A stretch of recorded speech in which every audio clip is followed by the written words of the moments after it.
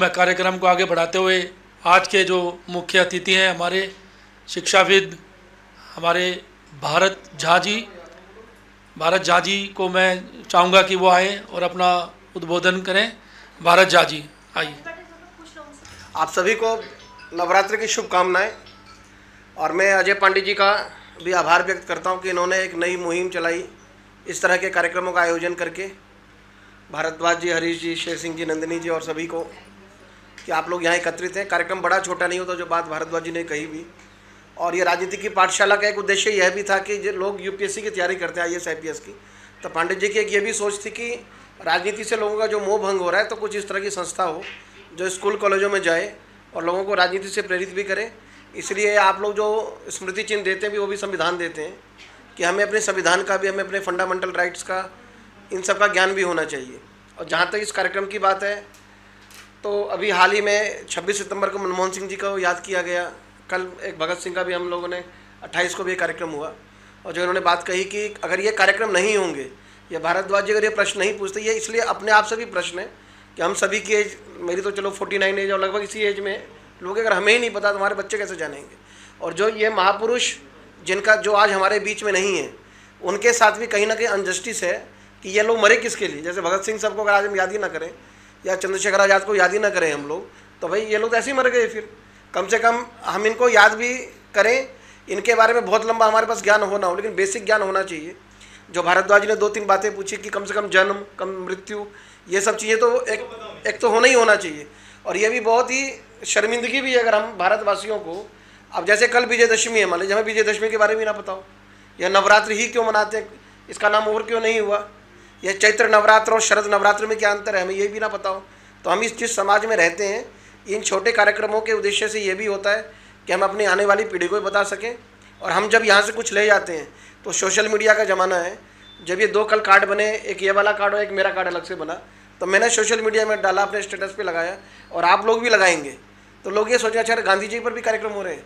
क्योंकि गांधी जी इस सरकार में आके कहीं ना कहीं कुछ बातें, आलोचनाएं और सब होती हैं, और जो जितना बड़ा आदमी होता है उसकी आलोचना ही होती है। और गांधी जी के लिए तो एक बात और कहूँगा कि जो विनम्र होते हैं, क्योंकि जो ठूंठ होता है वो तो जैसे डेड बॉडी है, वो तो खाली है, बस उसमें कुछ है ही नहीं।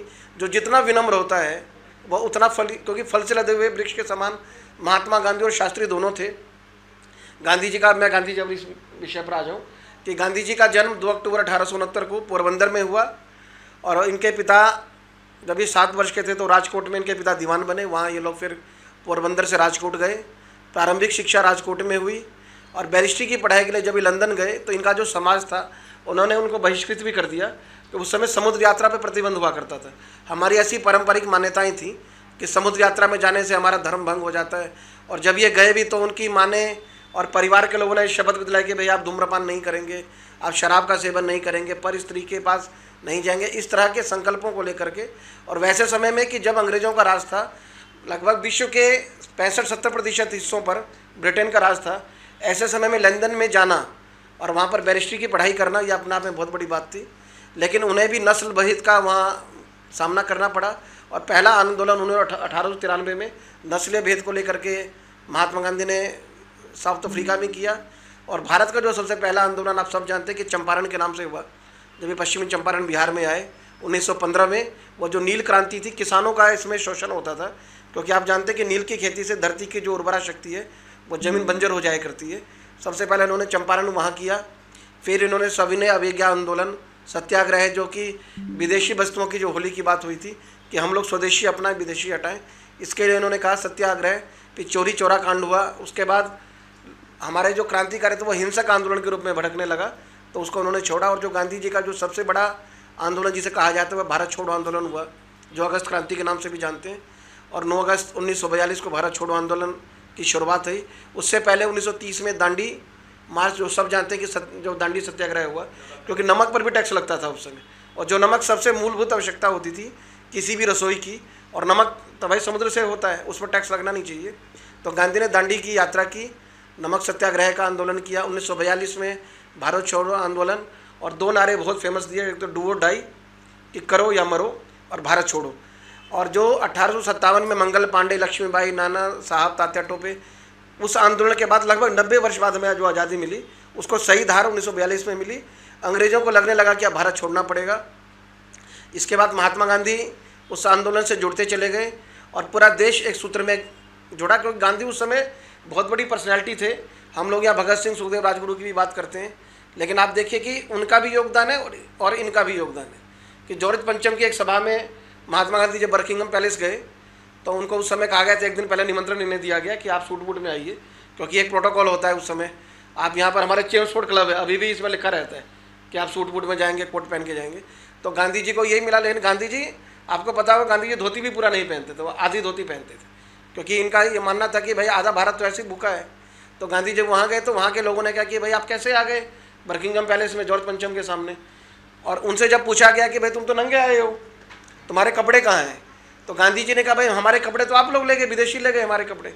ये भारत की असली स्थिति है जो मेरे वस्त्रों में झलक रही है। तो ये गांधी का व्यक्तित्व था। आप सोचिए कि एक छोटा सा हाड़ मांस का शरीर, और उस समय जिस पर 60-70% देश पर अंग्रेज़ों का राज रहा हो, उसके सामने आप ये बोल देना कि आप हमारे देश के कपड़े ले गए, वो कलेजा महात्मा गांधी का ही हो सकता था। और महात्मा गांधी इन चीज़ों से जुड़ते हुए आप एक और बात बताना चाहूँ, दिलचस्प तथ्य भी है कि विश्व में जितनी भी प्रतिमाएं किसी महापुरुष की हैं, उसमें सबसे ज़्यादा महात्मा गांधी की ही प्रतिमा पूरे विश्व में। आप किसी भी देश में जाएंगे आपको गांधी का वो मूर्ति मिलेगा ही मिलेगा। और जो भारत ने शुरू किया महात्मा गांधी शांति पुरस्कार, वो भी नेल्सन मंडेला को मिला नस्लीय भेद के लिए। महात्मा गांधी जी को नोबेल पुरस्कार तो नहीं मिला, लेकिन 5 बार नोबेल के लिए इनका नामकरण भी गया, इनका नाम गया उस नोबेल पुरस्कार के लिए भी। ये गांधी जी से जुड़ी हुई बातें थीं। और 30 जनवरी 1948 को, जैसा ऋषि ने कहा कि बिरला हाउस है हमारा, वहाँ गांधी जी की समाधि भी है, जहाँ गांधी जी को गोली लगी। 5:09 का समय था। गांधी के साथ लाल बहादुर, जो सबसे लास्ट में जो मुलाकात हुई, एक तरफ सरदार पटेल और पंडित नेहरू, और फिर इनको यह आमंत्रित देते हैं कि चलिए हम प्रार्थना सभा में चलते हैं, और वहाँ नाथूराम गोडसे ने इन पर गोली चलाई। और गांधी जी का जो अंतिम वाक्य भी हे राम निकला। और ये राम क्या है कि राम सत्य ही है भाई, राम जन्म से लेकर मृत्यु तक उस राम में वो समाहित हो गए। और एक बात भारद्वाज जी ने कही थी कि गांधी को महात्मा की उपाधि रविन्द्रनाथ टैगोर ने और राष्ट्रपिता की उपाधि सुभाष चंद्र बोस ने थी।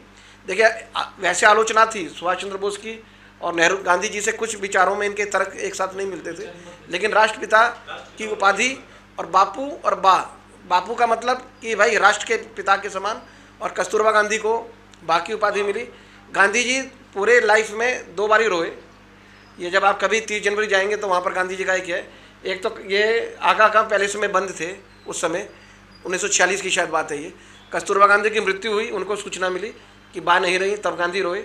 और एक जब देश हमारा आज़ाद हुआ तो टाइम्स ऑफ इंडिया इनके पास सबसे पहला आता है, उसमें लिखा था कि भारत आज़ाद हुआ। गांधी 2 बारी गांधी की आंखों में आंसू आए थे। आज इस राजनीति की पाठशाला के माध्यम से और आप सभी के माध्यम से हम महात्मा गांधी को भी शत नमन करते हैं।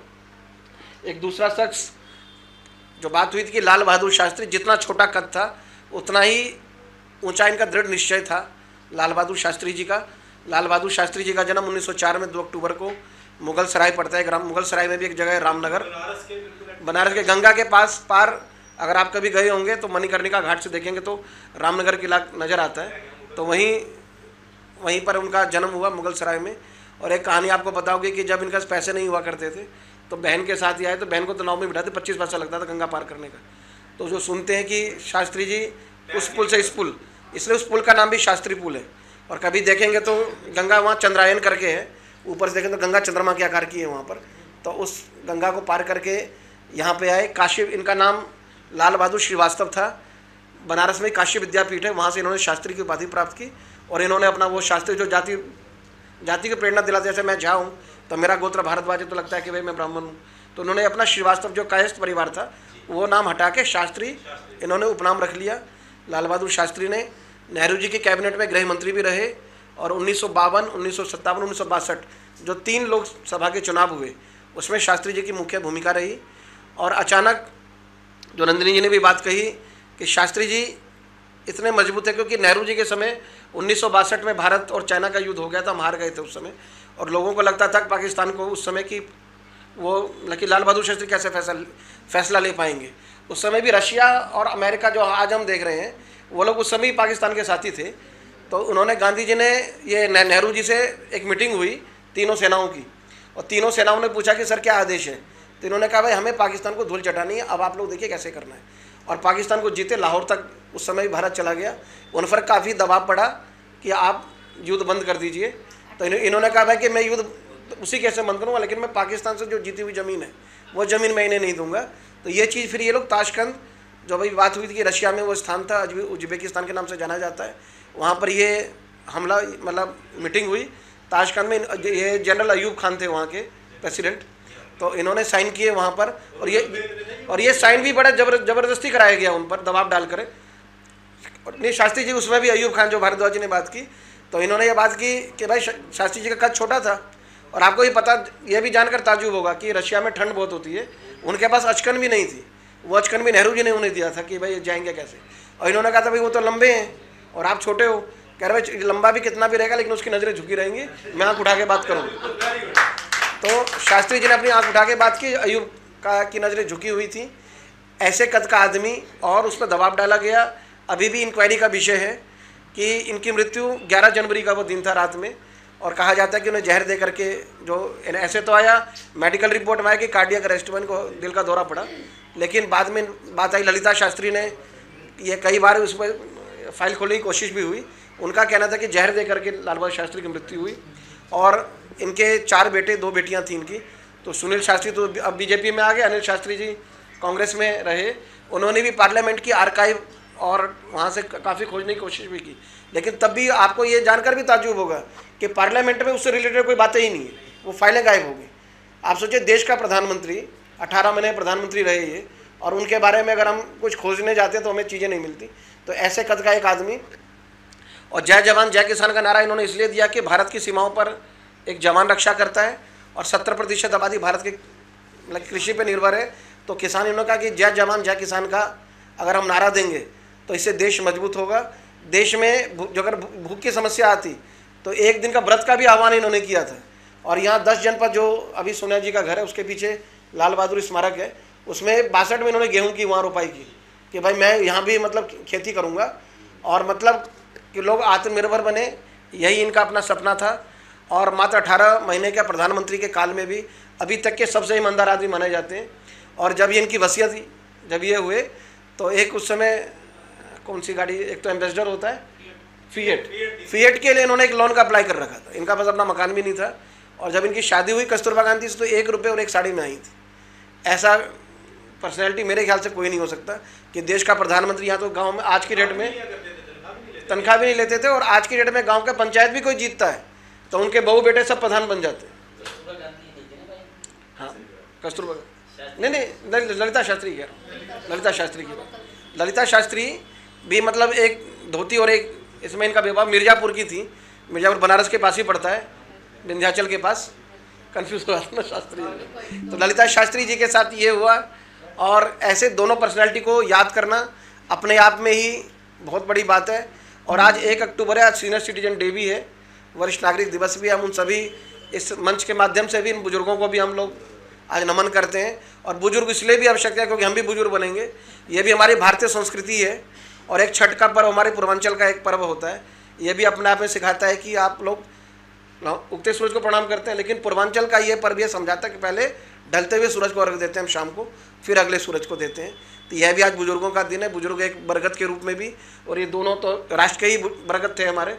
और हमने माता पिता को भी हम लोग उस बुजुर्ग दिवस पर याद करें। और आज नवरात्र में 9 देवियों का दिन है, आज 9वां दिन है, तो ये सिद्धिदात्री का दिन है, कल विजयदशमी है। और ये जो बात आ रही है ना कि राम जी ने भी सत्य और अहिंसा, तो आप सोचिए राम उस समय भी प्रासंगिक थे, महात्मा गांधी के काल में भी प्रासंगिक थे, और आज इस रामलीलाओं के मंचन के माध्यम से भी। अगर रामलीला भी नहीं होगी तो भी हमें बहुत सारी चीज़ें नहीं पता होंगी, अगर ये कार्यक्रम नहीं होते तो भी बहुत सारी चीज़ें पता नहीं होंगी। तो ये सब चीज़ें हमें पता होनी चाहिए। क्योंकि मैं एक बात बताऊँगा कि ये जब वाजपेयी जी की सरकार थी तो उस समय भगत सिंह के लिए पूछा था वहाँ पर, तो मायावती मुख्यमंत्री थी, तो उन्होंने कहा कि who is Bhagat Singh, he is terrorist. और आप सोचिए कि उसका हरिओम पवार गए वाजपेयी जी से मिलने, जो कवि थे, कि भाई आपके समर्थक की सरकार है, ये हरिओम पवार साहब वाजपेयी जी से मिलने गए कि आपने समर्थन दे रखा है मायावती को, और वह भगत सिंह आतंकवादी कहती है। और ऐसी ऐसी चीज़ें कि भगत सिंह, चंद्रशेखर आज़ाद के माँ बाप का हमें पता ही नहीं, मतलब परिवारों का ही नहीं पता। एक बार हमने प्रोग्राम किया था पांडे जी सबने मिलकर, तो तिवारी जी के पोते को बुलाया, तात्या टोपे के उसके पोते को बुलाया। इस तरह के कार्यक्रमों का आयोजन करना भी चाहिए। तो उससे क्या है कि जो हमें नहीं पता वो आपके माध्यम से पता चलेंगी। और आपके माध्यम से हमें पता चलेंगे, क्योंकि जब आप लोगों ने भी स्मृति चिन्ह दिया है, कम से कम ये तो हम एक भाई संविधान तो हम याद कर नहीं सकते, और संविधान पता है कि इसमें सबसे पहला चित्र किसका है? राम जी की फोटो है, राम दरबार की फोटो है वो। और ये इसलिए भी देखिए कितनी बड़ी बात, लोग अभी सरकार को तो राम विरोधी बोलते हैं ना, आप सोचिए कि जिन्होंने लिखा होगा, और एक दो लोगों ने लिखा भी नहीं, लेकिन क्या है कि लोग कहने वाले कहते हैं बाबा साहब बाबा साहब। ओरिजिनल संविधान की कॉपी है, उसका पहला पन्ना पलटते ही राम दरबार, उसमें राम जी का संस्कृत के अंदर लिखे हैं। लगभग 15 महिलाएं थी, 226 लोग भारतीय संविधान को लिखने में भी थे सदस्य, 226 थे, उसमें 15 महिलाएं थी, और 2 साल 11 महीने 18 दिन लगा हमारे संविधान को लिखने में। तो ये सब चीज़ें हमें पता होनी चाहिए, कम से कम मूलभूत अधिकार तो पता होना चाहिए कि मेरा संविधान, ये सब चीज़ें आप लोगों ने बोला, उसके लिए बहुत बहुत धन्यवाद। जय हिंद, जय भारत।